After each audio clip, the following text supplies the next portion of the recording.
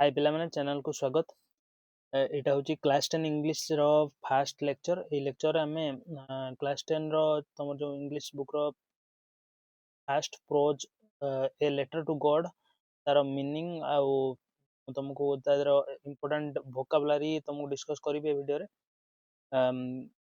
Video series continue आसीबो तमरो सब प्रोज आउ पोएम ऊपर। तणु तमे चैनल रे जोड़ी हो जाओ, सब्सक्राइब करनियो, लाइक करनियो आउ तुम सांग मान संगे शेयर करने को जमा भी भूल ना।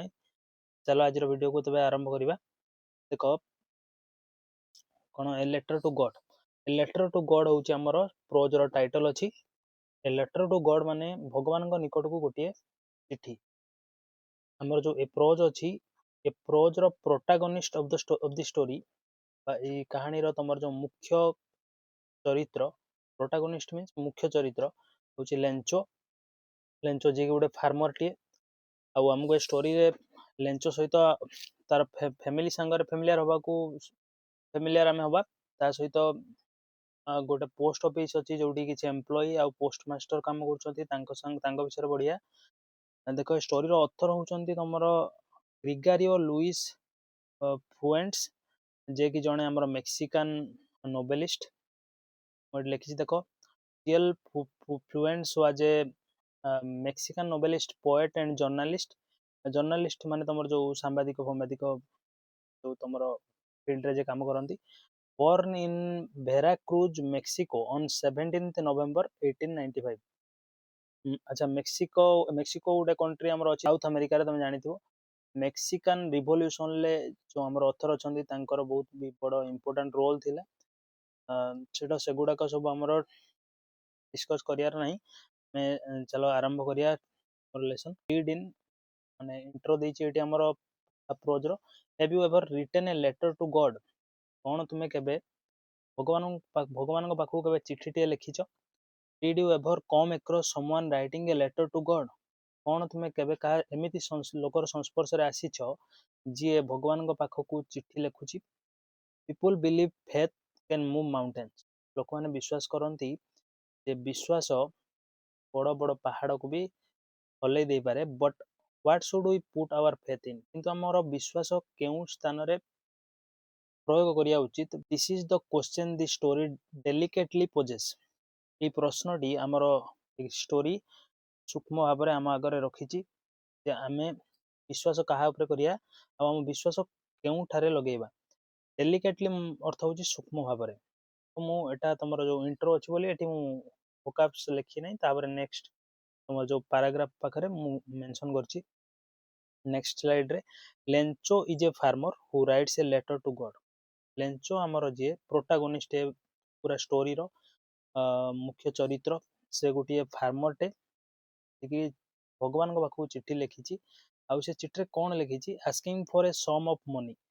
से टंका से लिखी किसी फाइनेंशियल हेल्प पाई लिखी।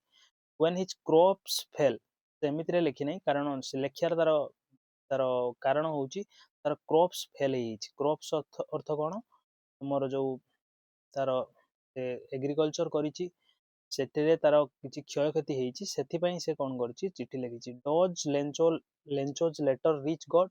कौन लेंचोर लेटर भगवान पाखे पहुँचब। Does God send him the money. कौन भगवान ताकू टंका देइछंती। Think and try to answer this questions. चिंता कर ए प्रश्नर उत्तर दियो। तो आम स्टोरी न पढ़ला पर्यंत इस प्रश्नर तो उत्तर दे पारिबानी।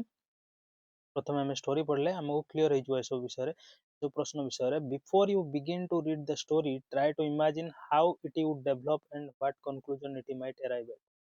तुम्हें स्टोरी को पढ़िया पूर्व इमेजिन कर भाव जे केमिति ये स्टोरी आगू बढ़िबो आउ ए कौ भली परिणति रे जाई पहुँचबो। कंक्लूजन आर कौन रहिबो तुम्हें गेस कर। बर्तमान आरंभ करुच्ची story. The house the only one in the entire valley. घर जहाँ समग्र उपत्यकार एकमात्र घर थिला। Set on the crest of a low hill. गोटे गोटे कौन छोट पहाड़र शिखर रे थिला। क्रेस्ट अर्थ हूँ शिखर। From this height one would see the river and the field of ripe corn dotted with the flowers that always promised a good harvest. ଏହି କ'ଣ ଉଚ୍ଚତାରୁ ମାନେ ଯୋଉଠି ଘରଟା ଥିଲା ଟିକେ ଉଚ୍ଚରେ ଥିଲା, ବାକି ଚତୁଃପାର୍ଶ୍ୱ ଠାରୁ ଟିକେ ଉଚ୍ଚରେ ଥିଲା, ସେ ଉଚ୍ଚତାରୁ ଯେ କେହି ଜଣେ ରିଭରକୁ ଆଉ ତମର ଯୋଉ ଶସ୍ୟ କ୍ଷେତ ଗୁଡ଼ିକୁ ଯୋଉଥିରେ ଶସ୍ୟ ଫଳିଥିଲା, ଶସ୍ୟ କ'ଣ ନା କର୍ନ, ମକା ତମେ ଜାଣିଥିବ, ମକାକୁ କର୍ନ କହନ୍ତି, ସେ ମକାର ଫସଲ ହେଇଥିଲା, ସେଗୁଡାକ ପୁଣି କ'ଣ ହେଇଥିଲା ନା ଡଟେଡ୍ ୱିଥ୍ ଦ ଫ୍ଲାୱାର୍ସ, ସେ ଫସଲ ଫୁଲ ଦ୍ୱାରା ସଜେଇ ହେଇଥିଲା। ଆଉ ସେ ଫସଲ ପ୍ରମିସ୍ କ'ଣ କରୁଥିଲା, ସେଇଟା ପ୍ରତିଜ୍ଞା କରୁଥିଲା ଗୋଟେ ଭଲ ହାରଭେଷ୍ଟ ଦବ। ଭଲ ହାରଭେଷ୍ଟ ମାନେ ହଉଛି ଭଲ ଅମଳ ମିଳିବ। ସେ ଯୋଉ କଣ୍ଡିସନରୁ ଜଣା ପଡୁଥିଲା, ଯୋଉ ଦେଖ ଫ୍ଲାୱାର୍ସରେ ସେ ସଜେଇ ହେଇଯାଇଥିଲା ଫସଲ, ବହୁତ ସୁନ୍ଦର ଭାବରେ ଫସଲ ବଢିଥିଲା। ଉପରେ ଲେଞ୍ଚର ଘର ଅଛି, ତଳେ ତମର ଯୋଉ ଶସ୍ୟ କ୍ଷେତ ଗୁଡାକ ଅଛି, ତା ଦେହରେ ଫସଲ ହେଇଛି। ସେ ଫସଲର ଯୋଉ କିଛି ଇଣ୍ଡିକେସନ ଅଛି, ସେଥିରୁ ଆମକୁ ଜଣା ପଡୁଛି ଯେ ଫସଲ ବଢିଆ ମିଳିପାରେ ଲେଞ୍ଚକୁ। The only thing the earth needed was a downpour or at least shower. କେବଳ ସେ ଫସଲକୁ ଗୋଟିଏ ଜିନିଷ ଦରକାର ଥିଲା, ପୃଥିବୀକୁ ଗୋଟିଏ ଜିନିଷ ଦରକାର ଥିଲା, ଯାହାଫଳରେ ସେ ଫସଲ ଭଲ ଅମଳ ଦେଇପାରିବ। ସେଇଟା ହଉଛି କ'ଣ, ଡାଉନପୋର ମାନେ ଭୀଷଣ ଗୋଟେ ବର୍ଷା କିମ୍ବା ହାଲକା ବର୍ଷା, ଆଟଲିଷ୍ଟ ଏ ସାୱାର, ଅତି କମରେ ଗୋଟେ ହାଲକା ବର୍ଷା ଦରକାର ଥିଲା, ଯାହାଦ୍ୱାରା ଫସଲର ଅମଳ ଭଲ ମିଳିପାରିବ। Throughout the morning, Lencho, who knew his fields intimately, throughout the morning ମାନେ ସକାଳ ସାରା, throughout ମାନେ ସମଗ୍ର ବା ସାରା, ଲେଞ୍ଚୋ ଯେ ତା ଫିଲ୍ଡକୁ ଘନିଷ୍ଠ ଭାବରେ ଜାଣିଥିଲା, ଇଣ୍ଟିମେଟଲି ମାନେ ବହୁତ ଭଲ ଭାବରେ, ଗୋଟେ ଫାର୍ମରଟେ ତାର ଶସ୍ୟ କ୍ଷେତକୁ ଭଲ ଭାବରେ ଜାଣିଥାଏ, ତାର ଜମିକୁ, ତାର ଗଛ ଲଗେଇଥିବା ଗଛକୁ ସେ ଭଲ ଭାବରେ ଜାଣିଥାଏ, ତାଙ୍କ ଭିତରେ ନିବିଡ଼ ଗୋଟେ ସମ୍ପର୍କ ତିଆରି ହେଇଯାଇଥାଏ। ତେଣୁ ସେଇଠି ଲେଖା ହେଇଛି କ'ଣ, throughout the morning Lencho who knew his fields intimately, Lencho ଯିଏକି ତାର ଫିଲ୍ଡକୁ ବହୁତ ଘନିଷ୍ଠ ଭାବରେ ଜାଣିଥିଲା, had done nothing else, କିଛି କରିଲା ନାହିଁ, କିଛି କରିନଥିଲା, କରିଲା ନାହିଁ ପରଫେକ୍ଟରେ ଲେଖା ହେଇଛି, କିଛି କରିନଥିଲା, but see the sky towards the north, କେବଳ ସେ ନର୍ଥ ଇଷ୍ଟ ସ୍କାଏକୁ ଦେଖୁଥିଲା ଆଉ ଦେଖୁଥିଲା। ନର୍ଥ ଇଷ୍ଟ ସ୍କାଏକୁ କାହିଁକି ଦେଖୁଥିଲା, କାରଣ ସେ ବି ଆଶାବାଦୀ ଥିଲା ଯେ ବର୍ଷା ଗୋଟେ ହବ ଆଉ ତାକୁ ଗୋଟେ ଭଲ ଫସଲ ମିଳିଯିବ। ଏଠି ଦେଖ ଇମ୍ପୋର୍ଟାଣ୍ଟ ଭୋକାବୁଲାରି ମୁଁ ଲେଖିଦେଇଛି, ଏଣ୍ଟାୟାର ହେଉଛି ସମଗ୍ର ଭ୍ୟାଲି ଉପତ୍ୟକା, ଏଠି ସବୁ ଦେଖି ନେବ। ତାପରେ ସେକେଣ୍ଡ ସ୍ଲାଇଡରେ ଦେଖ, now we are really going to get some water, woman. The woman who was preparing super replied. ସେ ତାପରେ ଘର ଭିତରକୁ ଯାଇକି ତାର ୱାଇଫ ଯିଏକି ସୁପର ତିଆରି କରୁଥିଲା, ତାକୁ କହୁଛି, ସୁପର ମାନେ ରାତ୍ରି ଭୋଜନ, କ'ଣ କହୁଛି, ଆମେ ପାଣି ପାଇବାକୁ ଯାଉଛନ୍ତି, ଆମେ ବର୍ଷା ପାଇବାକୁ ଯାଉଛନ୍ତି। The woman who was preparing super, ସ୍ତ୍ରୀ ଲୋକଟି ଯିଏ ପ୍ରସ୍ତୁତ କରୁଥିଲା ରାତ୍ରି ଭୋଜନ, ଉତ୍ତର ଦେଲା, ରିପ୍ଲାଏଡ୍ ମାନେ ଉତ୍ତର ଦେଲା, yes God willing, ହଁ ଭଗବାନଙ୍କର ଇଚ୍ଛା। The older boys were working in the field while the smaller ones were playing near the house until the woman called to them. Older boys ମାନେ ବଡ଼ ପିଲାମାନେ କ'ଣ କରୁଥିଲେ, ଫିଲ୍ଡରେ କାମ କରୁଥିଲେ, ଆଉ ଯେତେବେଳେ କି while ମାନେ ଯେତେବେଳେ କି ଛୋଟ ପିଲାମାନେ ଘର ପାଖରେ ଖେଳୁଥିଲେ, until the woman called to them all, ଯେପର୍ଯ୍ୟନ୍ତ woman ତାଙ୍କୁ, ସ୍ତ୍ରୀ ଲୋକ, ଲେଞ୍ଚର ୱାଇଫ ଯିଏ, ତାକୁ woman ବୋଲି ଏଠି ସମ୍ବୋଧନ କରାହେଇଛି। ଯେତେ ପର୍ଯ୍ୟନ୍ତ ଲେଞ୍ଚର ୱାଇଫ ସେମାନଙ୍କୁ ଡାକି ନାହିଁ ଖାଇବାକୁ ଆସିବ, କେବଳ ଲେଖା ହେଇଛି ସେ ପର୍ଯ୍ୟନ୍ତ ୱାଇଫ, ଯୋଉ ଲେଞ୍ଚର ୱାଇଫ ସେମାନଙ୍କୁ ଡାକି ନାହିଁ, ସେ ପର୍ଯ୍ୟନ୍ତ କ'ଣ ବଡ଼ ପିଲାମାନେ କାମ କରୁଥିଲେ କ୍ଷେତରେ, ଆଉ ସାନ ପିଲାମାନେ ଘର ପାଖରେ ଖେଳୁଥିଲେ। ତ ଡାକିବା ଅର୍ଥ ଏଠି ଖାଇବାକୁ ଡାକିବା, ତମକୁ ବୁଝିବାକୁ ପଡିବ। ଆଚ୍ଛା, ଏଠି ବି ଲେଖିଦେଇଛି come for dinner, until the woman called to them all come for dinner, ଡିନରକୁ ଆସିବାକୁ ଯେପର୍ଯ୍ୟନ୍ତ ଡାକି ନାହାନ୍ତି, ସେ ପର୍ଯ୍ୟନ୍ତ ସେମାନେ ତାଙ୍କ କାମରେ ମାତିଥିଲେ। ପିଲାମାନେ, ଛୋଟ ପିଲାମାନେ ଖେଳିବାରେ ମାତିଥିଲେ, ଆଉ ବଡ଼ ପିଲାମାନେ ଶସ୍ୟ କ୍ଷେତ ଭିତରେ କ'ଣ କରୁଥିଲେ, କାମ କରୁଥିଲେ। It was during the meal that, just as Lencho had predicted, ପରିବାର ବସିକି ତାପରେ କ'ଣ କରୁଛି, ମିଲ୍ କରୁଛି, ଖାଦ୍ୟ ତାଙ୍କର ଗ୍ରହଣ କରୁଛି। ସେଇ ମୁହୂର୍ତ୍ତରେ, ମିଲ୍ କରିବା ସମୟରେ କ'ଣ ହେଇଛି, just as Lencho had predicted. Lencho ଯେମିତି ପୂର୍ବାନୁମାନ କରିଥିଲା, big drops of rain began to fall. ବଡ଼ ବଡ଼ ବୁନ୍ଦା ଜଳ କ'ଣ ପଡ଼ିଲା ଆକାଶରୁ, ବଡ଼ ବଡ଼ ବୁନ୍ଦାକୁ ନେଇକି ବର୍ଷା ପଡ଼ିଲା. In the northeast, huge mountains of clouds could be seen approaching. North east ମାନେ କ'ଣ, ଉତ୍ତର ପୂର୍ବରେ ବଡ଼ ବଡ଼ ପାହାଡ଼ ବାଦଲର ଦେଖାଯାଇ ପାରୁଥିଲା କ'ଣ ଏକତ୍ର ହେବାର. ଆପ୍ରୋଚିଂ ମାନେ ଏକାଠି ହେବା, ପାଖେଇ ଆସିବା. କ୍ଲାଉଡ୍ ମାନେ ଯେତେବେଳେ ଘନୀଭୂତ ହୁଅନ୍ତି ବା ପାଖେଇ ଆସନ୍ତି ସେତେବେଳେ ବର୍ଷା ହୁଏ. ଆଉ ଲେଞ୍ଚୋ କ'ଣ ପୁରା ଏକ୍ସାଇଟେଡ୍ ଥିଲା ଯେ ଗୋଟେ ବର୍ଷା ହେଇଯାଉ ଆଉ ତାକୁ ଗୋଟେ ଭଲ ଫସଲ ମିଳିଯାଉ, ଯାହାଫଳରେ ତାକୁ କିଛି ଭଲ ରୋଜଗାର ମିଳିଯିବ, ସେ ତାର ପରିବାରକୁ ଲାଳନ ପାଳନ କରିପାରିବ. ତେଣୁ ଏକ୍ସାଇଟେଡ୍ ଥିଲା. ଆଉ ସେ ସ୍କାଏକୁ ଯେତେବେଳେ ଦେଖିଲା, ନର୍ଥ ଇଷ୍ଟ ସ୍କାଏକୁ, ସେ କ'ଣ ଦେଖିଲା ନା କ୍ଲାଉଡ୍ସ ଏକତ୍ର ହଉଛନ୍ତି, ଆପ୍ରୋଚ୍ କରୁଛନ୍ତି. The air was fresh and sweet. Air କ'ଣ ଥିଲା, ବହୁତ ମଧୁର ଥିଲା ଆଉ ସ୍ୱଚ୍ଛ ଥିଲା. ଫ୍ରେଶ୍ ମାନେ ସ୍ୱଚ୍ଛ, ସୁଇଟ୍ ମାନେ ମଧୁର. ଯେତେବେଳେ ଦେଖିବ ବର୍ଷା ଆସିବ, ସେତେବେଳେ ଯେଉଁ ଏୟାର ଆସେ ସେଇଟା ଆମକୁ ବହୁତ ଫ୍ରେଶ୍ ଆଉ ସୁଇଟ୍ ଲାଗେ. ସେଇଟା ବହୁତ ଆମକୁ ଗୋଟେ ପ୍ଲେଜର ଫିଲିଂ ଦିଏ, ପ୍ଲିଜେଣ୍ଟ ଫିଲିଂ ଦିଏ. The men went out for no other reason than to have the pleasure of feeling the rain on his. ଯେଉଁ ଲୋକଟି ମାନେ ଲେଞ୍ଚୋ ବାହାରକୁ ଚାଲିଗଲା ଅନ୍ୟ କୌଣସି କାରଣ ଯୋଗୁଁ ନୁହେଁ, ବରଂ କ'ଣ ପାଇଁ ନା ଆନନ୍ଦ ନେବାକୁ, ମଜା ନେବାକୁ ଏଇ ଯେଉଁ ବର୍ଷାର ତା ଶରୀରରେ. ପ୍ଲେଜର ହେଉଛି ଆନନ୍ଦ, ବର୍ଷାର ଆନନ୍ଦ ନେବ. ଏମିତି ବି ବର୍ଷା ହେବା କାରଣରୁ ସେ ବହୁତ ଏକ୍ସାଇଟେଡ୍ ହେଇଯାଇଥିଲା, କାରଣ ତାକୁ ଭଲ ଫସଲଟେ ମିଳିବାକୁ ଯାଉଛି. When he returned, he exclaimed. ଯେତେବେଳେ ସେ ଫେରି ଆସିଲା ବର୍ଷାର ଆନନ୍ଦ ଉପଭୋଗ କରିକି, ସେତେବେଳେ ସେ ଜୋର ଦେଇ କହିଲା. ଏକ୍ସକ୍ଲେମ୍ ହେଉଛି କ'ଣ, ଜୋର ଦେଇ କହିବା. ମୁଁ ଚିତ୍କାର କରିବା ଲେଖିଛି, ଏଠି ମାନେ ଟିକେ ଜୋର ଦେଇ କହିଛି ବା ବଡ଼ ପାଟିରେ ସେ କହିଛି ଆସିକି. These are not raindrops falling from the sky, they are new coins. ସେ କ'ଣ କହୁଛି, ଆରେ ଇଏ ଗୁଡ଼ାକ ବର୍ଷା ନୁହେଁ, ବର୍ଷାର ବୁନ୍ଦା ନୁହେଁ, ଗୁଡ଼ାକ ହେଉଛି ନୂଆ ମୁଦ୍ରା ଗୁଡ଼ିକ. The big drops are 10 cent pieces and the little ones are 5. ବଡ଼ ବଡ଼ ଯେଉଁ ବୁନ୍ଦା ପଡ଼ୁଛି ସେଗୁଡ଼ାକ ହେଉଛି 10 ସେଣ୍ଟ ପଇସା, ଆଉ ଛୋଟ ବୁନ୍ଦା ଗୁଡ଼ିକ ହେଉଛି 5 ସେଣ୍ଟ ପଇସା. ତମେ ଏଠି ସେଣ୍ଟ, ମୁଁ ତମକୁ କହୁଛି ସେଣ୍ଟ ଲେଖି ଦେଇଥିବି, ପ୍ରାୟ ଲେଖିଛି 100 of a dollar. ତମେ ଡଲାର ତ ଜାଣିଥିବ, ୟୁଏସ୍ ର କରେନ୍ସି. ଯେମିତି ଆମ ଆଡ଼େ କ'ଣ ହେଉଛି ନା 1 ଟଙ୍କା ଯେ 100 ପଇସା, 1 rupee equal to 100 ପଇସା.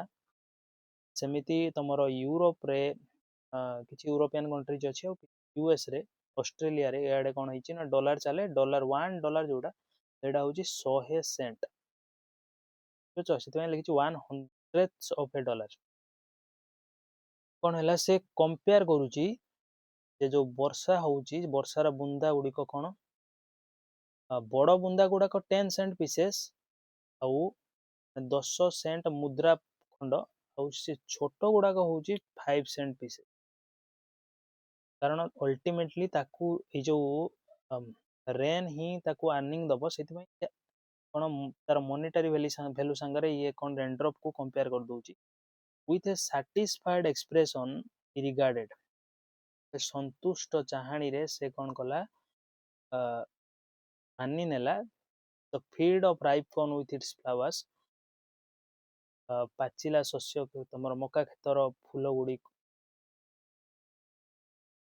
The field of ripe corn with its flowers. ଯେଉଁ ଶସ୍ୟ କ୍ଷେତ ଅଛି ଯେଉଁଠିକି ପାଚିଲା, ତମର ପାଚି ଯାଇଛି ମକା ଶସ୍ୟ ତାର ଫୁଲ ସହିତ, ସେ ମାନି ନେଲା ସେଟାକୁ କ'ଣ, ସନ୍ତୁଷ୍ଟ ଗୋଟେ ଚାହାଣୀରେ ବା ସନ୍ତୁଷ୍ଟ ଭାବନାରେ, ଯେ ଏଟା କ'ଣ ବର୍ଷାର ଗୋଟେ ଚାଦରରେ ଘୋଡ଼େଇ ଯାଇଛି. Draft in a curtain of rain. Curtain ମାନେ ହେଉଛି ଚାଦର, ଡ୍ରାଫ୍ ହେଲା ଘୋଡ଼େଇ ହେଇଯିବା. But suddenly a strong wind began to blow and along with the rain. But suddenly a strong wind began to blow and along with the rain very large hailstones. ତ କିଛି ମୁହୂର୍ତ୍ତର ଯେଉଁ ତାର ଖୁସି ଥିଲା ବର୍ତ୍ତମାନ କ'ଣ ବଦଳିଗଲା ସଙ୍ଗେ ସଙ୍ଗେ, କାରଣ ହଠାତ୍ କ'ଣ ହେଲା, ଜୋରରେ ପବନ ବହିବାକୁ ଲାଗିଲା ଏବଂ ତା ସହିତ ବହୁତ ବଡ଼ ବଡ଼ କୁଆପଥର ସବୁ ପଡ଼ିବାକୁ ଲାଗିଲା. ହେଲଷ୍ଟୋନ୍ସ ଅର୍ଥ ହେଉଛି କୁଆପଥର. ମୁଁ ଏଠି ଲେଖିଛି, କୋଉଠି ଦେଖ, ହେଲଷ୍ଟୋନ୍ସ ମୁଁ ହେଲଷ୍ଟୋନ୍, ହଁ ଏଠି ଲେଖିକି ଦେଖ ହେଲଷ୍ଟୋନ୍ କୁଆପଥର, ଏଇଟା ତମେ ତା ପିକ୍ଚର ଦେଖିଦିଅ।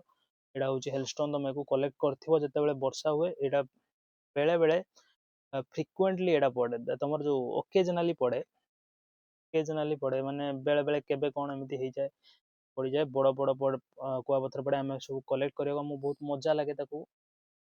ଏଇଗୁଡାକ ପଡିଲା ଦେଖ ଆମ ପାଇଁ ମଜାର କାରଣ, କିନ୍ତୁ ତା ପାଇଁ ଏଇଟା ସଜାର କାରଣ। କାରଣ ଦେଖ ଯେତେବେଳେ ତାର ମକା ଶସ୍ୟ ହାର୍ଭେଷ୍ଟର ଟାଇମ ଆସିଯାଇଛି, ବର୍ଷା ଦରକାର, ସେତେବେଳେ କଣ ହେଲଷ୍ଟର୍ମ ପଡିଯାଇଛି। ଏଗୁଡାକ କଣ କ୍ରପକୁ ବହୁତ ଡ୍ୟାମେଜ କରେ। ଘର ଦ୍ୱାରରେ ଏତେ କ୍ଷୟକ୍ଷତି କରିପାରିବନି, କିନ୍ତୁ କ୍ରପ୍ସକୁ ଡ୍ୟାମେଜ ବହୁତ କରେ। ସେଥିପାଇଁ ସେ କଣ ତାର ଖୁସି ସମୟର ଖୁସି ଉଭାନ ହେଇଗଲା। These truly did resemble new silver coins. ଏଇଟା ଏଗୁଡିକ ସତରେ, ଟ୍ରୁଲି ମାନେ ସତରେ, ମେଳ ଖାଉଥିଲା ନୂଆ ରୂପାର ମୁଦ୍ରା ଭଳି ସହିତ। ରିଜେମ୍ବଲ ମାନେ ମେଳ ଖାଇବା। ଯେମିତି ମୁଁ ମନେକର କହୁଛି my friend's face resembles with her grandmother's face, ମାନେ ମୋ ସାଙ୍ଗର ମୁହଁ ତାର ଜେଜେମାଙ୍କ ମୁହଁ ଭଳି ସାଙ୍ଗରେ ମେଳ ଖାଏ। ରିଜେମ୍ବଲ ମାନେ କଣ, ମେଳ ଖାଇବା। ଏଟା ବହୁତ ଇମ୍ପୋର୍ଟାଣ୍ଟ ୱାର୍ଡଟେ, ମନେ ରଖିବ। The boys exposing themselves, ହଁ ଏବେ ବର୍ତ୍ତମାନ କଣ ହେଲା ନା, ପ୍ରଥମେ ତ ରେନ୍ ଡ୍ରପ୍ସ ପଡୁଥିଲା, ଯୋଉଟା କି ବଡ ଡ୍ରପ୍ ହଉଛି 10 ସେଣ୍ଟ ପିସେସ୍ ଆଉ ଛୋଟ ଡ୍ରପ୍ ହଉଛି 5 ସେଣ୍ଟ ପିସେସ୍। କିନ୍ତୁ ବର୍ତ୍ତମାନ ପଡିଲା ହେଲଷ୍ଟୋନ୍ସ, ଯୋଉଟା କି କଣ କମ୍ପେୟାର କରାହେଲା ସିଲଭର କଏନ୍ ସାଙ୍ଗରେ। ଏଟାକୁ ତମର ଲେଞ୍ଚୋ କରି ନାହିଁ କମ୍ପେୟାର, ସେଟା କିନ୍ତୁ ଲେଞ୍ଚୋ କମ୍ପେୟାର କରିଥିଲା ଖୁସିରେ। The boys exposing themselves to the rain ran out to collect the frozen perils. ଛୋଟ ପିଲା ଘରେ ଯୋଉ ଥିଲେ, ସେମାନେ କଣ ହେଲେ ନା ବର୍ଷାରେ ବାହାରକୁ ଯାଇକି କଲେକ୍ଟ କରିଲେ ଫ୍ରୋଜେନ୍ ପେରଲ୍ସ।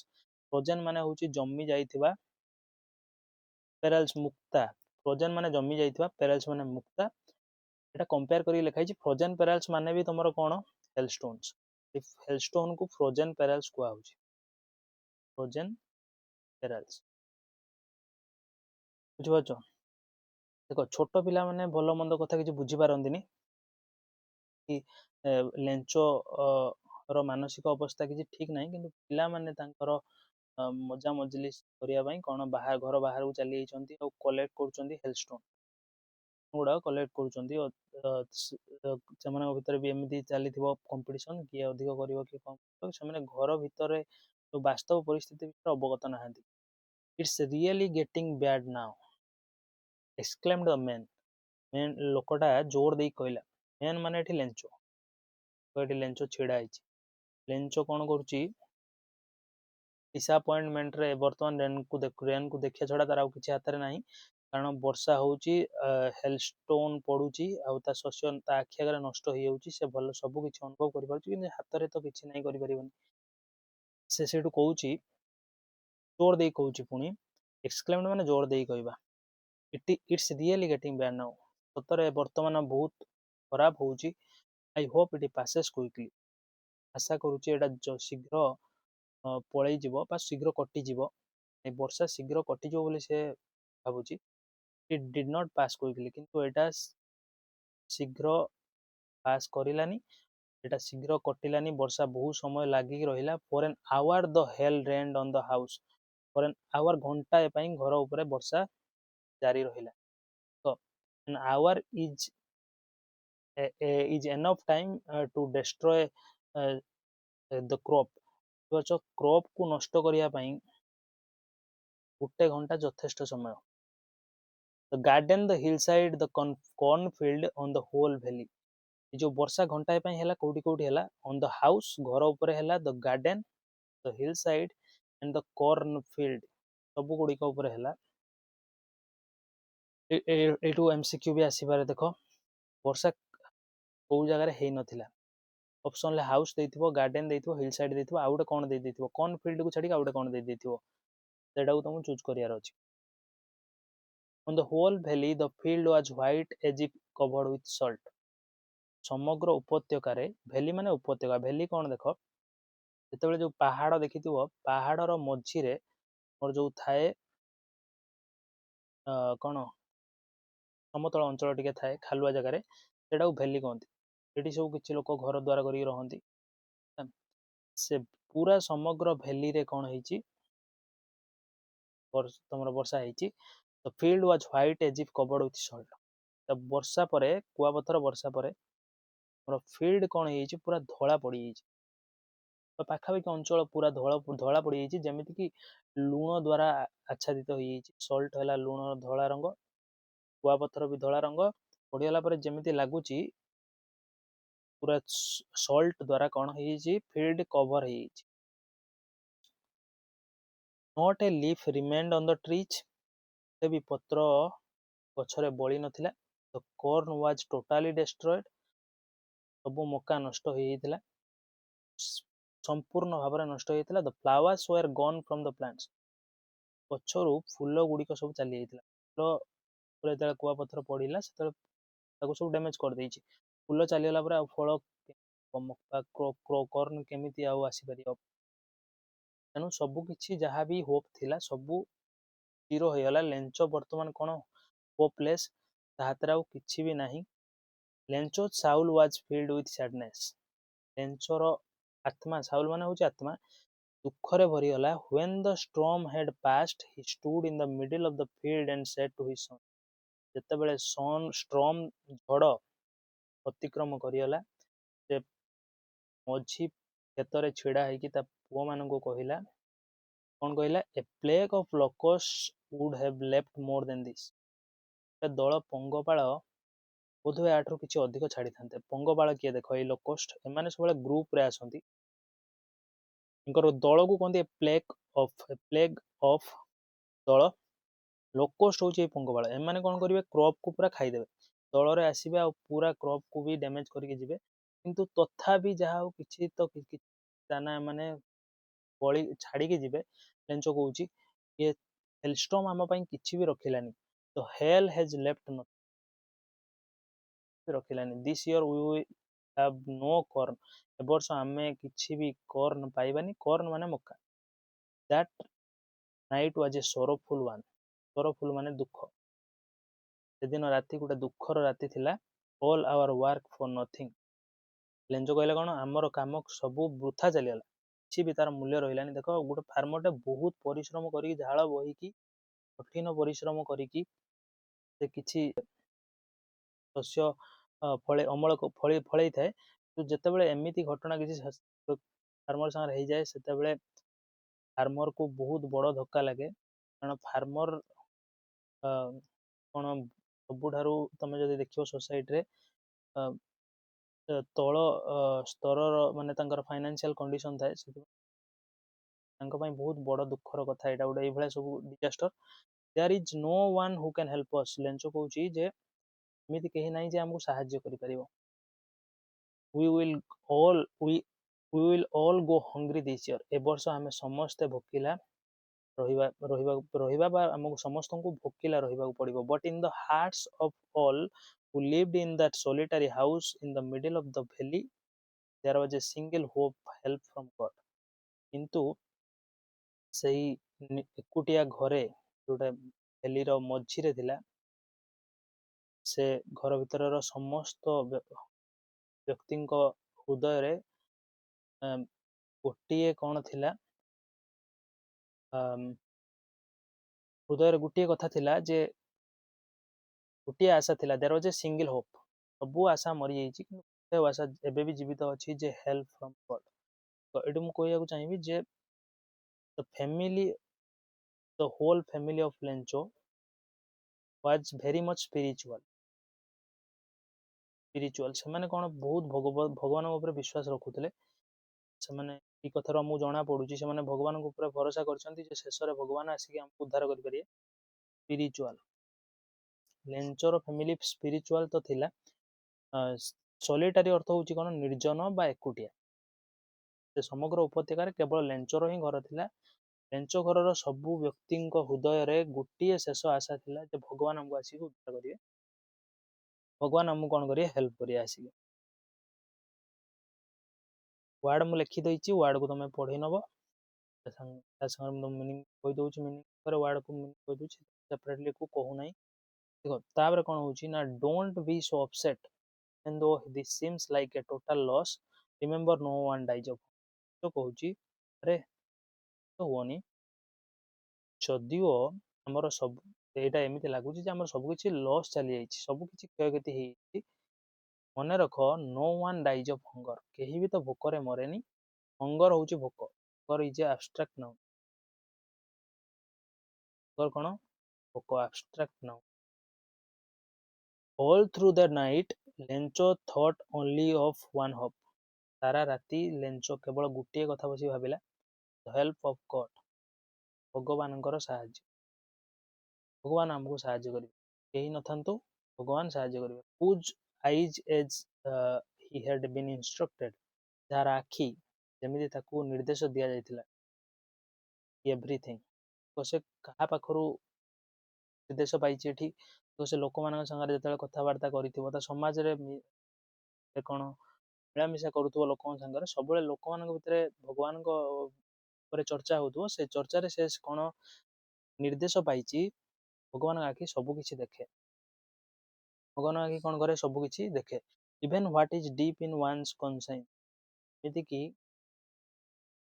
ଜଣଙ୍କ ମନ ଭିତର କଥାକୁ ବି ଭଗବାନ ପଢି ନିଅନ୍ତି। କନସାଇନ୍ସ ମାନେ ବିବେକ, ବିବେକର ଗଭୀରତାରେ ଥିବା କଥାକୁ ବି ସେ ଭଗବାନ ପଢି ନିଅନ୍ତି। ମନର ଗଭୀରତାରେ ଥିବା କଥାକୁ ବି ଭଗବାନ ପଢି ନିଅନ୍ତି। ଭଗବାନଙ୍କୁ ସବୁ କିଛି ଜଣା। ଗଡ୍ ଇଜ୍ ଅଲମାଇଟି, ସର୍ବଶକ୍ତିମାନ, ତେଣୁ ଭଗବାନ ସବୁ କିଛି ଜାଣି ନିଅନ୍ତି।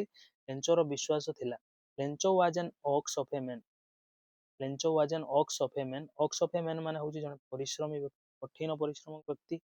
ସେ ଦିନ ରାତି କଠିନ ପରିଶ୍ରମ କରେ। ୱାର୍କିଂ ଲାଇକ୍ ଏନ୍ ଆନିମାଲ, ପଶୁ ଭଳି କାମ କରେ। ଇନ୍ ଦ ଫିଲ୍ଡସ୍, ତାର କ୍ଷେତରେ। But steel Hi new how to right, କିନ୍ତୁ ତଥାପି ସେ ଜାଣିଥିଲା କେମିତି ଲେଖିବାକୁ ହୁଏ। ସେ ହେଉଛି ଲିଟରେଟ୍। ଲେଞ୍ଚ ଆମର କ'ଣ ଅଛି? ଲିଟରେଟ୍ ଅଛି। ତ ସାଧାରଣତଃ ଫାର୍ମର ମାନେ ସେ ପଢ଼ା ଲେଖା ହେଇନଥାନ୍ତି, ସେମାନଙ୍କୁ ଏତେ ଲେଖିବା ପଢ଼ିବା ଏସବୁ ଉପରେ ଏତେ ସ୍କିଲ୍ ନଥାଏ, ସେମାନେ ଇଲିଟରେଟ୍ ହେଇଥାନ୍ତି। କିନ୍ତୁ ଏଠି ଏଇ ପର୍ଟିକୁଲାର କେସ୍ରେ ଆମର ଲେଞ୍ଚ ଯିଏ ଅଛି, ସେ ଗୋଟେ ଲିଟରେଟ୍ ବ୍ୟକ୍ତି, ତାକୁ ଲେଖିବା ଜଣା ଅଛି, ପଢ଼ିବା ଜଣା ଅଛି। ସେ କ'ଣ କଲା? ଫଲୋଇଂ ସଣ୍ଡେ, ତା ପର Sunday, at daybreak, day ବ୍ରେକ୍ରେ, ଡେ ବ୍ରେକ୍ ମାନେ ହେଲା ଭୋର ଭୋର ସମୟରେ, he began to write a letter which he himself would carry to town and place in the mail. ସେ ଆରମ୍ଭ କଲା ଲେଖିବା, ଲେଟର ଗୋଟେ, ଚିଠି ଗୋଟେ ଲେଖିବା ଆରମ୍ଭ କଲା, ଯାହାକୁ ନିଜେ ସେ ନେଇକି ଯିବ ବହିକି ସହରକୁ ସାଙ୍ଗରେ ନେଇକି ଯିବ, ଆଉ ତାକୁ ମେଲରେ ପକେଇବ।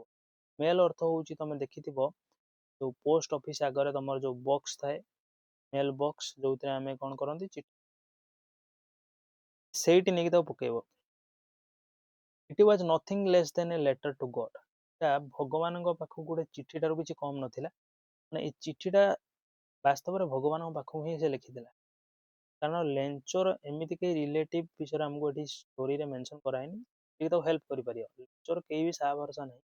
ଲେଞ୍ଚ କେବଳ ସାହା ଭରସା କରିଛି କାହାକୁ? ଭଗବାନଙ୍କୁ। ସେ ଭଗବାନଙ୍କ ଠାରୁ କିଛି ହେଲ୍ପ ପାଇବ ବୋଲି ଆଶା କରୁଛି। ଗଡ୍ ହି ରୋଟ୍, ସେ ଯୋଉ ଚିଠିଟା ଲେଖିବା ଆରମ୍ଭ କଲା, ସେ କ'ଣ ଲେଖିଲା? ପ୍ରଥମେ, ଗଡ୍, ହେ ଭଗବାନ, ଇଫ୍ ୟୁ ଡୋଣ୍ଟ ହେଲ୍ପ ମି, ଯଦି ତମେ ମୋତେ ସାହାଯ୍ୟ ନ କରିବ, my family and I will go hungry this year, ମୋର ପରିବାର ଆଉ ମୁଁ ଏ ବର୍ଷଟା ପିଲା ରହିଯିବୁ।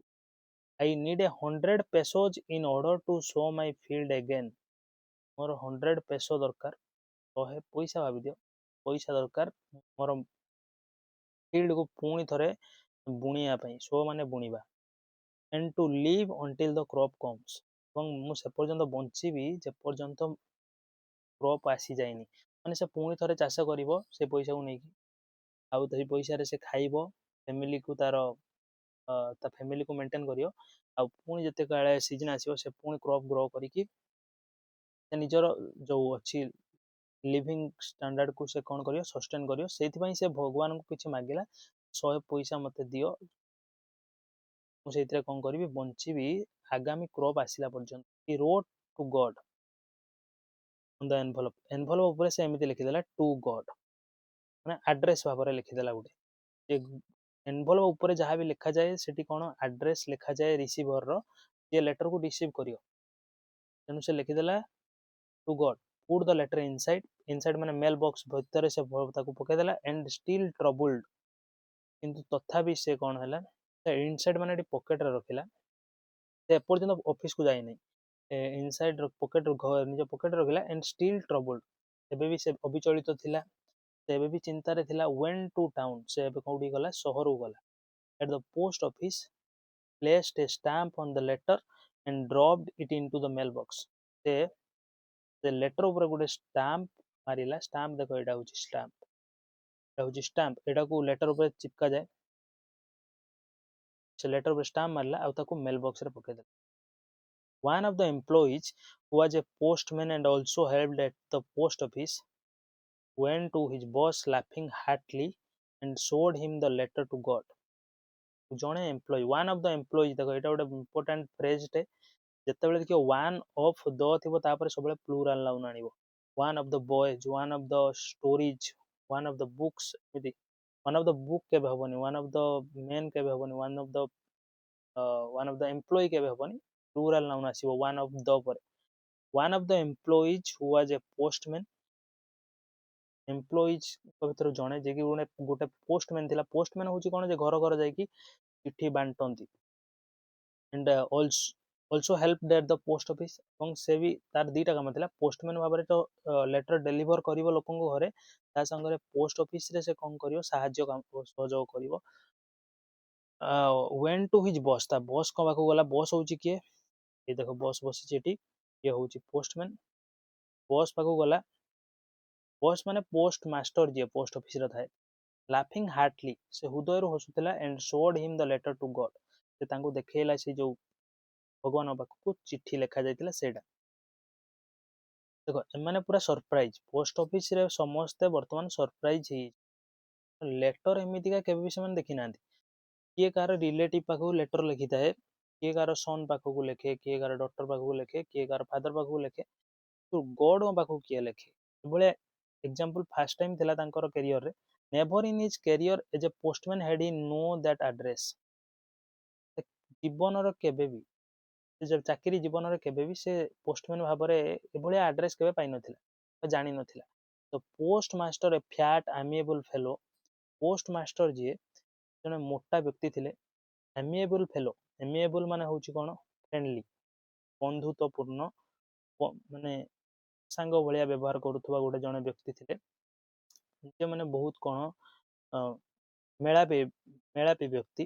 ଅଲସୋ ବ୍ରୋକ୍ ଆଉଟ୍ ଲାଫିଂ, ସେ ବି ହସି ପଡ଼ି ଉଠିଲେ। ସେଇ କଥା ଶୁଣିକି ସେ ବି ହସିଦେଲେ, କାରଣ ତାଙ୍କ ପାଇଁ ବି ଫାର୍ଷ୍ଟ ଇନଷ୍ଟାନ୍ସ ଥିଲା, ଫାର୍ଷ୍ଟ ଏକ୍ସାମ୍ପଲ ଥିଲା ଏମିତି ଘଟଣାର। But almost immediately he turned serious, କିନ୍ତୁ ସଙ୍ଗେ ସଙ୍ଗେ ସେ କଣ ହେଲେ, ପ୍ରାୟ ସଙ୍ଗେ ସଙ୍ଗେ ସେ ସିରିୟସ୍ ହେଇଗଲେ। ସେ କଣ ସିରିୟସ୍ ହେଇ ପଡ଼ିଲେ। ଆଉ tapping the letter on his desk, ସେ ତାଙ୍କ ଡେସ୍କ ଉପରେ ଲେଟରଟାକୁ ଟେପ୍ କରିଦେଇକି ସେ କଣ କଲେ, କମେଣ୍ଟ କଲେ, ହ୍ୱାଟ୍ ଫେଥ୍, କଣ କମେଣ୍ଟ କଲେ, ହ୍ୱାଟ୍ ଫେଥ୍, ମାନେ କେତେ ବିଶ୍ୱାସ। ଆଇ ୱିଶ୍, ମୁଁ ଆଶା କରୁଛି, I had the faith of the man who road this letter, ମୋର ଏଇଭଳିଆ ଫେଥ୍ ଥାନ୍ତା କି, ମୋର ଏମିତି ଆଶା ବିଶ୍ୱାସ ମୋର ଏମିତି ଭରସା ବିଶ୍ୱାସ ଥାନ୍ତା କି ଭଗବାନଙ୍କ ଉପରେ, ମୁଁ ବି ଆଶା କରୁଛି। କିଏ କହିଲେ, ପୋଷ୍ଟମ୍ୟାନ୍ କହିଲେ। Starting of a correspondence with God, ଭଗବାନଙ୍କ ସାଙ୍ଗରେ ଗୋଟେ ନିବିଡ଼ତା ଆରମ୍ଭ କରିକି ସେ, ବା ନିବିଡ଼ତା ସୃଷ୍ଟି କରିକି ସେ କହିଲେ। ଏଇ କଥା କହିଲା ବେଳେ ସେ ଭଗବାନଙ୍କ କଣ ସାଙ୍ଗରେ ସେ କଣ ନିବିଡ଼ ଅଧିକ ଟିକେ ହେଇଗଲେ। ସେ ଭଗବାନଙ୍କ ଉପରେ ଏତେ ବିଶ୍ୱାସ, ମାନେ ଏତେ ବି ନିବିଡ଼ ଭାବରେ ଯୋଡ଼ି ହେଇଥିବା ମଣିଷ ଜଣେ ନଥିଲେ। ସେ ଲେଞ୍ଚ କିନ୍ତୁ କଣ, ଭଗବାନଙ୍କ ଉପରେ ପୁରା ବିଶ୍ୱାସ ଥିଲା। ଲେଞ୍ଚକୁ ଲାଗୁଥିଲା ଭଗବାନ ସତରେ ଅଛନ୍ତି, ଭଗବାନ ତାର ଡାକ ଶୁଣିବେ। ଆଉ କିନ୍ତୁ ଏମାନେ ଏତେ ସିରିୟସ୍ ନଥିଲେ ଭଗବାନଙ୍କୁ ନେଇକି। ପାଇଁ ଇଏ ଏଇ କଥାଟା କହିଛନ୍ତି ଯେ ମୁଁ ବି ଏଇଭଳିଆ ମୋର ଭଗବାନଙ୍କ ଉପରେ ବିଶ୍ୱାସ ଥାନ୍ତି। କରେସ୍ପଣ୍ଡେନ୍ସ ହଉଛି କଣ, ନିବିଡ଼। ତାପରେ ଦେଖ, so in order to seek the writer's faith in God, ତେଣୁ ଲେଖକଙ୍କର ଭଗବାନଙ୍କ ଉପରେ ବିଶ୍ୱାସକୁ ସେକ୍ କରିବା ପାଇଁ, ବଜାୟ ରଖିବା ପାଇଁ, the postmaster came up with an idea, answer the letter. postmaster କଣ ହେଲା, ଗୋଟେ ମୁଣ୍ଡକୁ ଗୋଟେ ଆଇଡିଆ ଜୁଟିଲା, ଉତ୍ତର ଦବା ଏଇ ଚିଠି। ଦେଖ, ରାଇଟର୍ସ ଫେଥ୍ ମାନେ ରାଇଟର ହେଲା କିଏ, ଲେଟର ରାଇଟର କଥା ଡେସ୍କ୍ରାଇବ କରାଯାଇଛି ଏଠି। ଲେଟର ରାଇଟର ଆମର କିଏ, ଲେଞ୍ଚ। ତେଣୁ ରାଇଟର ହଉଛି ଲେଞ୍ଚ। ଲେଞ୍ଚର ଫେଥ୍ କୁ ବଜାୟ ରଖିବା ପାଇଁ ପୋଷ୍ଟମାଷ୍ଟର ଗୋଟେ ଆଇଡିଆ ଆସିଲା ଯେ ମୁଁ ଏ ଚିଠିର ଉତ୍ତର ଦେବି। but when he opened it, ଯେତେବେଳେ ସେ ୟାକୁ ଖୋଲିଦେଲା, it was evident that to answer it needed something more than goodwill, ink and paper. ଯେତେବେଳେ ଉପରୁ ଦେଖିଥିଲା, କେବଳ ଆଡ୍ରେସ୍ ଦେଖିଥିଲା ଟୁ ଗଡ୍, ସେତେବେଳେ ସେ ଭାବିଥିଲା କ'ଣ ଗୋଟେ ଛୋଟ ମୋଟ କଥା ସେ ଲେଟରରେ ଲେଖା ହେଇଥିବ, ତାକୁ କ'ଣ କେବଳ ଗୁଡୱିଲ୍ ମାନେ ଗୋଟେ ଭଲ କାମନା ଦେଇକି କାମନା ତାକୁ ଜଣେଇଦେବି, ଇଙ୍କ ଆଉ ପେପର ୟୁଜ୍ କରିବି, ମୋର ହେଇଯିବ। ଭାବିଥିଲା କ'ଣ ମୁଁ କିଛି ଗୋଟେ ଲେଖିଦେବି ରିଟର୍ନରେ, ଲେଖିଦେଲେ କ'ଣ ହେଇଯିବ, ସେ ଲୋକର ଯୋଉ ତାର ଅଛି ନିଡ୍ ପୁରା ହେଇଯିବ। କିନ୍ତୁ ଯେତେବେଳେ ସେ ଖୋଲିଲା, ସେ ଦେଖିଲା ଏତିକି ଜିନିଷରେ କାମ ଚଳିବନି, ଗୁଡ୍ ୱିଲ୍ ଇଙ୍କ ଆଉ ପେପର, ଭଲ କଥା ଦି ପଦ ଲେଖିଦେବି, ଇଙ୍କ ପେପର ଆଣିବି ଲେଖିଦେବି, ହେଇଯିବ, ଏତିକିରେ ସରିବ, ଚଳିବନି। But Hi stock to his resolution. କିନ୍ତୁ ସେ କ'ଣ ହେଲା, ତାର ସଂକଳ୍ପରେ କ'ଣ ସଂକଳ୍ପକୁ ସେ ମାନିକି ଚାଲିଲା, ସଂକଳ୍ପରେ ସେ କାୟମ ରହିଲା।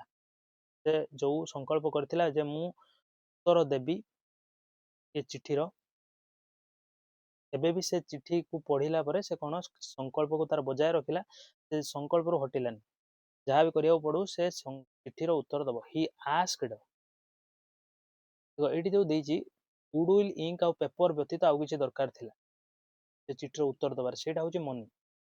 କାରଣ ସେ ତ କ'ଣ ମନି ପାଇଁ ମାଗିଥିଲା ଭଗବାନ, ଟଙ୍କା ମାଗିଥିଲା ତାର କ୍ରପ୍ସକୁ, ଯୋଉ କ୍ରପ୍ସର ଡ୍ୟାମେଜରୁ ସେ କ'ଣ ନିଜର ଭରପାଇ କରିବାକୁ ସେ ଟଙ୍କା ମାଗିଥିଲା। He asked for money from his employee. ସେ କ'ଣ ଦେଖ, ପୋଷ୍ଟ ମାଷ୍ଟର ବି ବହୁତ ରିଚ୍ ଜଣେ ପର୍ସନ ନଥିଲେ, ସେ ବି ତାଙ୍କୁ ବି ତାଙ୍କର ସାଲାରୀ ଉପରେ ଡିପେଣ୍ଡେଣ୍ଟ ରହିବାକୁ ପଡୁଥିଲା ନିଜର ଲାଇଫକୁ ସଷ୍ଟେନ୍ କରିବା ପାଇଁ। ସେଥିପାଇଁ ସେ କ'ଣ କଲେ, ତାଙ୍କ ଏମ୍ପ୍ଲୟିଙ୍କୁ କିଛି ଟଙ୍କା ମାଗିଲେ। He himself gave part of his salary, ତାଙ୍କ ସାଲାରୀର କିଛି ଅଂଶ ବି ସେଠି ଦେଇଦେଲେ। and several friends of his were obliged to give something for an act of charity। ତାଙ୍କର କିଛି ସାଙ୍ଗମାନେ ଏଠି ଗୋଟେ ଦାନମୂଳକ କାର୍ଯ୍ୟ ଭାବରେ ଏଟାକୁ ଗ୍ରହଣ କରିକି ଦାନ କରିକି କୃତଜ୍ଞ ହେଲେ। obliged ମାନେ କୃତଜ୍ଞ ହେଲେ। it was impossible for him to gather together the 100 pesos। ତଥାପି ଏତେ ସବୁ ଲୋକ ମିଶିକି ହେଲ୍ପ କରୁଛନ୍ତି, ତଥାପି ଦେଖ ପୁରା ହେଇପାରିଲାନି 100 pesos। ଏଇଟା ଅସମ୍ଭବ ଥିଲା ତାଙ୍କ ପାଇଁ, ଏକାଠି କରିବା 100 ପଇସା। ଦେଖ 100 ପଇସା ତମେ ଆଜିର ଦୁନିଆରେ ଛୋଟ ହେଇପାରେ, ସେ ସମୟରେ ବହୁତ ବଡ ମୂଲ୍ୟ ଥିଲା। ଏଇଟା ବହୁତ ଗୋଟେ ଓଲ୍ଡ ଷ୍ଟୋରିଟେ, ସେଥିପାଇଁ ଏଠି 100 pesos। so he was able to send the farmer only a little more than half। ସେଥିପାଇଁ ସେ କେବଳ ଫାର୍ମରକୁ ଅଧାରୁ ଜଷ୍ଟ ଟିକେ ଅଧିକ ପଠେଇବାରେ ସକ୍ଷମ ହେଲେ, ସମର୍ଥ ହେଲେ। He put the money in an envelope addressed to Lencho. ସେ ମନିକୁ ଗୋଟେ ଏନଭଲପ ଭିତରେ ରଖିଦେଲେ। ଏନଭଲପ ହଉଛି ଏମିତି, ତମେ ଦେଖ, ତା ଭିତରେ ଚିଠି ରଖିକି ପଠାଯାଏ, ଏନଭଲପ ଏମିତି ହେଇଥିବ। ସେ ଏନଭଲପ ଭିତରେ ସେ ଯୋଉ ଯେତେ ବି ପଇସା ସଂଗ୍ରହ କଲେ, ଏକାଠି କଲେ, ସେକୁ ରଖିଦେଲେ। ଆଡ୍ରେସ୍ ଲେଖିଲେ କ'ଣ, ଟୁ ଲେଞ୍ଚୋ। ପ୍ରଥମେ ଯୋଉ ଆସିଥିଲା ସେଥିରେ ଟୁ ଗଡ୍ ଲେଖିକି ଆସିଥିଲା, ଇଏ ଗଡଙ୍କ ତରଫରୁ ଏ ଲେଖିକି ଦେଇଦେଲେ ଲେଞ୍ଚୋ ପାଖକୁ, ତା ଭିତରେ ଟଙ୍କା ରଖିଦେଲେ। and with it a letter containing only a single word as a signature God। ଆଉ ସେଥିରେ କ'ଣ ଗୋଟେ ସିଙ୍ଗଲ ୱାର୍ଡ ତାପରେ ଲେଖିଲେ ଗଡ୍, ମାନେ ଭଗବାନଙ୍କର ସିଗ୍ନେଚର ସେ ଲେଖିଦେଲେ, ତାପରେ ଭଗବାନଙ୍କର ସିଗ୍ନେଚର ସେ କରିଦେଲେ। ଲେଞ୍ଚୋ ଯେମିତି ଭାବିବ ଯେ ହଁ ସତରେ ଭଗବାନ ତାକୁ ଏଇଟା ଦେଇଛନ୍ତି, ଗଡ୍ ସିଗ୍ନେଚର ମାରି ଦେଇଛନ୍ତି, ଭଗବାନ ସତରେ ଦେଇଛନ୍ତି, ତାର ବିଶ୍ୱାସ କାୟମ ରହିବ ଭଗବାନଙ୍କ ଉପରେ। ସେଥିପାଇଁ ପୋଷ୍ଟ ମ୍ୟାନ ଯୋଉ ଗୋଟେ ଭଲ ପ୍ରୟାସ କଲେ। ତାପରେ ଦେଖ କ'ଣ ହେଇଛି, the following Sunday Lencho came a bit earlier than usual to ask if there was a letter for him. ତା ପରଦିନ ସଣ୍ଡେ, ତା ପରବର୍ତ୍ତୀ ସଣ୍ଡେ, ଗୋଟେ ସଣ୍ଡେରେ ଆସିଲା, ତା ନେକ୍ସଟ ଯୋଉ ସଣ୍ଡେ ଆସିବ 7 ଦିନ ପରେ, ଲେଞ୍ଚୋ ଆସିଲା, ଟିକେ ଶୀଘ୍ର ଆସିଗଲା। ଯେତେବେଳେ ଆସେ ସେ ଶୀଘ୍ର ଟିକେ ଆସିଗଲା ପଚାରିବାକୁ ଯେ ମୋ ପାଇଁ କିଛି ଲେଟର ଆସିଛି କି। It was the postman himself. Postman ନିଜେ କ'ଣ କଲେ, handed the letter to him, handed over the letter to him, ତାକୁ ଲେଟର ତାକୁ ବଢେଇ ଦେଲେ। while the postmaster experiencing the contentment of a man who has performed a good deed। ଆଚ୍ଛା, କିଏ handed over କଲା, postman ଦେଲା। ପୋଷ୍ଟମ୍ୟାନ ଦେଲା, ଦେଖ ଏଠି ପୋଷ୍ଟ ମାଷ୍ଟର ଦେଖୁଛି, ଇଏ ହଉଛି ପୋଷ୍ଟମ୍ୟାନ। ପୋଷ୍ଟମ୍ୟାନ ତାକୁ ଚିଠି ଦଉଛି, କାହାକୁ, ଲେଞ୍ଚୋକୁ ଚିଠି ଦଉଛି। ଇଏ ହଉଛି ଲେଞ୍ଚୋ। ଲେଞ୍ଚୋ ଫାର୍ମର ଇଏ, ये हूँ पोस्टमैन तापर पोस्ट मास्टर ये हूँ बॉस बॉस पछपटे देखुची तो it was the postman himself who handed the letter to him postman निजे ताको हस्तांतर कला letter while the postmaster experiencing the contentment of a man who has performed a good deed ଯେତେବେଳେ କି ପୋଷ୍ଟ ମାଷ୍ଟର କଣ ଅନୁଭବ କଲେ ସନ୍ତୁଷ୍ଟି ଅନୁଭବ କଲେ ସନ୍ତୋଷ ଅନୁଭବ କଲେ ସନ୍ତୋଷ ତାଙ୍କର ଆତ୍ମ ସନ୍ତୋଷ ଗୋଟେ ଆସିଲା ଯାହା ହଉ ମୁଁ ମଣିଷଟାକୁ ଗୋଟେ ଭଲ କାମ କରୁଛି କିଏ ମଣିଷ ଇଏ ପୋଷ୍ଟମ୍ୟାନ ତାକୁ ଦଉଛି ପଇସାଟା looked on from his office ସେ ତାଙ୍କ ଅଫିସରୁ ରହିକି ଦେଖୁଥିଲେ ଏସବୁ ଘଟଣା Lencho showed not the slightest surprise on seeing the money ଟଙ୍କାକୁ ଦେଖିକି ଲେଞ୍ଚୋ ଟିକେ ବି ସରପ୍ରାଇଜ ହେଲାନି କାରଣ ଲେଞ୍ଚୋ ବହୁତ ଭାର୍ଚୁଅସ୍ ମଣିଷଟେ ଥିଲା ସ୍ପିରିଚୁଆଲ ପୁରା ଧାର୍ମିକ ଲୋକ ସେ 100% ଆସିଓର ଥିଲା ଯେ ଏଟା ଭଗବାନଙ୍କ ତରଫରୁ ଟଙ୍କା ଆସିଥିବ ତେଣୁ ସେ କିଛି ବି ଆଶ୍ଚର୍ଯ୍ୟ ହେଲାନି such was his confidence but ତାର ଏମିତି କନଫିଡେନ୍ସ ବି ଥିଲା ଭରସା ବି ଥିଲା but Hi became angry when he counted the money କିନ୍ତୁ ଯେତେବେଳେ ସେ ଟଙ୍କା ଗଣିଲା ରାଗିଗଲା ଟଙ୍କା ଯେତେବେଳେ ଗଣିଲା ରାଗିଗଲା କାହା ଉପରେ ରାଗିଲା ଗଡଙ୍କ ଉପରେ ରାଗିଲା ନା ଗଡଙ୍କ ଉପରେ ରାଗିଲାନି କାରଣ ସେ ଗଡଙ୍କ ଉପରେ ସମ୍ପୂର୍ଣ୍ଣ ଭରସା କରୁଥିଲା ତେଣୁ ଗଡଙ୍କ ଉପରେ ସେ ରାଗିଲାନି ଗଡ could not have made A mistake ଭଗବାନ କେବେ ଭୁଲ କରିପାରିବେନି ଭଗବାନ କେବେ ଭୁଲ କରିପାରିବେନି ନର୍ କୁଡ୍ ହି ହ୍ୟାଭ୍ ଡିନାଏଡ୍ ନା ସେ ମନା କରିପାରିବେ ଡିନାଏ ମାନେ ମୁଁ ଏଠି ଲେଖିନାହିଁ ମୁଁ ଲେଖି ଦଉଛି ଡିନାଏ ହଉଛି DENY ଏଟା ସେକେଣ୍ଡ ଫର୍ମ କିଛି ଭର୍ବର ମନା କରିବା ନା ସେ ମନା କରିପାରିବେ ନା ସେ ମିଷ୍ଟେକ୍ କରିପାରିବେ nor could he have denied ଲେଞ୍ଚୋ what he had requested ଲେଞ୍ଚୋ ଯାହା ଅନୁରୋଧ କରିଛି ଲେଞ୍ଚୋକୁ ସେ ପୁଣି ମନା କରିବେ ତା ତ ହେଇପାରିବନି ଲେଞ୍ଚୋକୁ ମନା କରିପାରିବେନି God could not have made a mistake ଭଗବାନଙ୍କ ଦ୍ୱାରା କିଛି ତ୍ରୁଟି ବି ହେଇପାରିବନି ତାହେଲେ ତ୍ରୁଟି କାହାର ସେ ରାଗିଲା କାହା ଉପରେ ଦେଖ ଆମେ ନେକ୍ସଟ ପାରାରେ ପଢିବା ସେ କାହା ଉପରେ ରାଗିଛି ଦେଖ ଲେଞ୍ଚୋ ତାହେଲେ ରାଗିଲା କାହା ଉପରେ ଦେଖିବା ଏଠି immediately ଲେଞ୍ଚୋ went up to the window to ask for paper and ink ତାପରେ ସଙ୍ଗେ ସଙ୍ଗେ ସେ କଣ କରିଲା ଲେଞ୍ଚୋ ୱିଣ୍ଡୋ ପାଖକୁ ଗଲା ୱିଣ୍ଡୋ ପାଖରେ ଯାଇକି କଣ ପେପର ଆଉ ଇଙ୍କ ମାଗିଲା କାରଣ ସେ ପୁଣି ଚିଠି ଲେଖିବାକୁ ଯାଉଛି on the public writing table ପାଖକୁ ଗଲା ଯୋଉଠି ସବୁ ଲୋକମାନେ ଲେଖନ୍ତି ଲେଖାପଢା କରନ୍ତି ପୋଷ୍ଟ ଅଫିସରେ started to write ସେ ଲେଖିବାକୁ ଲାଗିଲା ସେ କଣ କରିବାକୁ ଲାଗିଲା ଲେଖିବାକୁ ଲାଗିଲା with much wrinkling of his brow ତା ବ୍ରୋରେ ରିଙ୍କଲିଂ ଆସିଗଲା ଲେଖିଲା ବେଳେ ରିଙ୍କଲିଂ ମାନେ ହଉଛି କୁଞ୍ଚନ ହେଇଯିବା ତମର ଦେଖିଥିବ ଯେତେବେଳେ କିଛି କେହି ଜଣେ ବ୍ୟକ୍ତି ଚିନ୍ତା କରନ୍ତି କିଛି ବିଷୟ ଉପରେ ସେତେବେଳେ ତାଙ୍କ କପାଳରେ କୁଞ୍ଚନ ଆସିଯାଏ ସେମିତି ତାର କୁଞ୍ଚନ ଆସିଗଲା caused by the effort he had to make to express his ideas ତାର ଯୋଉ ମନ ଭିତରର ଯୋଉ କଥା ଅଛି ତାକୁ ଏକ୍ସପ୍ରେସ କରିବା ପାଇଁ ସେ ଯୋଉ ଉଦ୍ୟମ କରୁଥିଲା ସେ ଉଦ୍ୟମ କାରଣରୁ ତାର ଯୋଉ କପାଳରେ କଣ ଆସିଲା ରିଙ୍କଲିଂ ଆସିଲା ରିଙ୍କଲିଂ ମାନେ କୁଞ୍ଚନ when he finished ଯେତେବେଳେ ସେ ଶେଷ କଲା he went to the window to buy a stamp which he leaked and then affixed to the envelope with a bow of his fist ସେ କଣ କଲା ନା ୱିଣ୍ଡୋ ପାଖକୁ ଗଲା ଗୋଟେ ଷ୍ଟାମ୍ପ କିଣିବାକୁ ଯାହାକୁ ସେ ଲିକ୍ କରିବା ମାନେ ଚାଟିବା ଦେଖିବ ଯେତେବେଳେ ନୋଟ ଫୋଟ ଆମେ ଗଣନ୍ତି ସେତେବେଳେ ବି ଆମେ ଲିକ୍ କରିଦିଅନ୍ତି ଟିକେ ସେ ସେମିତି ଲିକ୍ କଲା ତାପରେ କଣ କଲା affixed to the envelope with a ସେ ତାପରେ ଲଗେଇଦେଲା ତାକୁ envelope କୁ କୋଉଠି ଲଗେଇଦେଲା with a blow of his fist ତାର ଗୋଟେ ବିଧା ପକେଇକି ସେ ଲଗେଇଦେଲା envelope ସାଙ୍ଗରେ କୋଉଟା ଲଗେଇଦେଲା ସେ ଷ୍ଟାମ୍ପ ଟାକୁ ଲଗେଇଦେଲା ଚାଟି ଦେଇକି ଟିକେ ଲଗେଇଦେଲା ତାପରେ କଣ ହେଲା ନା ଷ୍ଟାମ୍ପ ଟା ସବୁବେଳେ ଏନଭଲପ ସାଙ୍ଗରେ ଲାଗିଲେ ଯାଇକି ସେଟା ଗୋଟେ କଣ ଚିହ୍ନ ରହିଲେ ସେଟା ଆଗକୁ ଚିଠି ଯାଇପାରିବ ପୁରୁଣା ଜମାନାରେ କଣ ହଉଥିଲା ତମର ଯୋଉ ଲେଟର ବହୁତ ପ୍ରଚଳିତ ଥିଲା ଏବେ ସମୟରେ ଆଉ ଲେଟର ଆମେ ଲେଖୁନାହାନ୍ତି ସେତେବେଳେ ସବୁ ଏମିତି ସିଷ୍ଟମ ଥିଲା ଯେ ଚିଠିରେ ଷ୍ଟାମ୍ପ ଲଗେଇବା ଚିଠିର ଏନଭଲପ କିଣିବା ଥିଲା ତ moment the letter fell into the mailbox postmaster went to open it ଦେଖ ତାପରେ ସେ ନେଇକି ପୋଷ୍ଟ ତାର ମେଲ ବକ୍ସ ରେ ପକେଇଦେଲା ଯୋଉଠି ଚିଠି ପଡେ ଲେଟର ପକେଇଦେଲା ପକେଇଦବା ମୁହୂର୍ତ୍ତରେ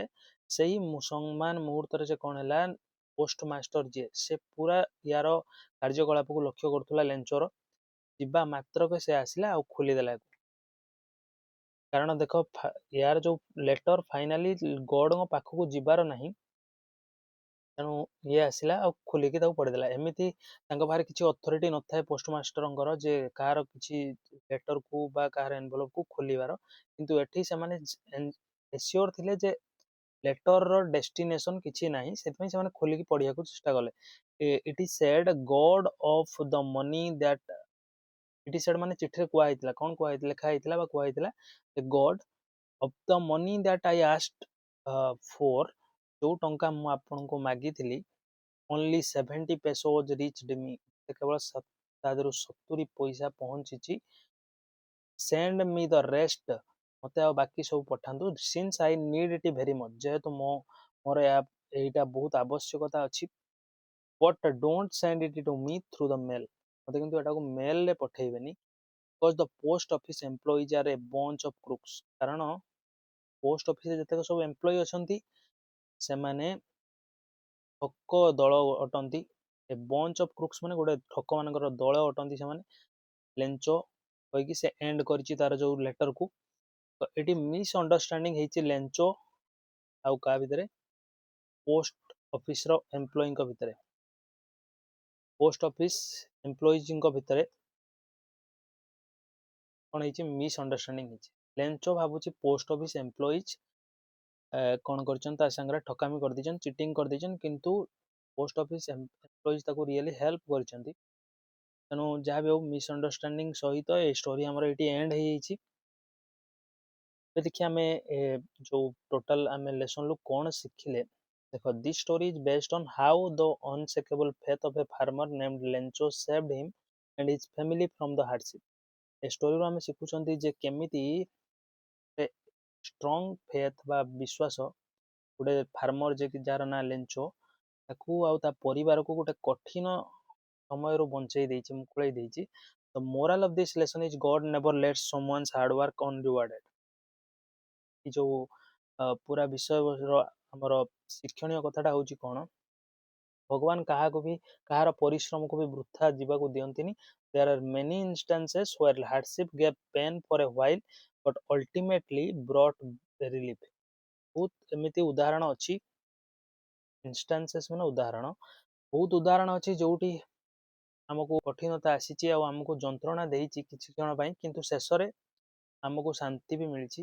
ତ ଆମକୁ ଗୁଡ୍ ୱିଲ୍ ବି ଆମ ପାଖକୁ ଆସିଛି, ଭଲ ଭାଗ୍ୟ ବି ଆମର ଆସିଛି। After all we all are God's children, ଆମେ ସମସ୍ତେ ଶେଷ ସବୁ ପରେ ବି ଭଗବାନଙ୍କର ପିଲା, ଭଗବାନଙ୍କ ସୃଷ୍ଟିର ଅଂଶ। We should never lose faith on him in whatever circumstances come. ଯାହା ବି କିଛି ପରିସ୍ଥିତି ଆସୁନା କାହିଁକି ଆମକୁ ତାଙ୍କ ଉପରେ ଭରସା ହରାଇବା ଉଚିତ ନୁହେଁ। Do your duty and leave everything on the almighty God. ତୁମେ ତମର କର୍ତ୍ତବ୍ୟ କର, ହାର୍ଡୱାର୍କ କର, ଆଉ ବାକି ସବୁ କିଛି ଭଗବାନଙ୍କ ଉପରେ ଛାଡ଼ିଦିଅ, ସେଇ ସର୍ବଶକ୍ତିମାନଙ୍କ ଉପରେ ଛାଡ଼ିଦିଅ। You will not do any wrong with you, ତମ ସାଙ୍ଗରେ କିଛି ବି ସେ ଭୁଲ କରିବେନି। ଯେମିତି ଦେଖ ଲେଞ୍ଚୋର, ଏଠି ଲେଞ୍ଚୋ ସାଙ୍ଗରେ ସେ କିଛି ବି ଭୁଲ କରିଲେନି। ହୁଏତ ଆମେ ଦେଖୁଛନ୍ତି ଭଗବାନଙ୍କ ପାଖକୁ ଚିଠି ଯାଇନାହିଁ କି ଭଗବାନ ଚିଠି ପାଇନାହାନ୍ତି, କିନ୍ତୁ ହେଇପାରେ ଭଗବାନ ପୋଷ୍ଟ ମାଷ୍ଟରକୁ ମାଧ୍ୟମ କରିକି ଲେଞ୍ଚୋ ପାଖରେ ପଇସା ପହଞ୍ଚେଇ ଦେଇ ପାରିଥାନ୍ତି।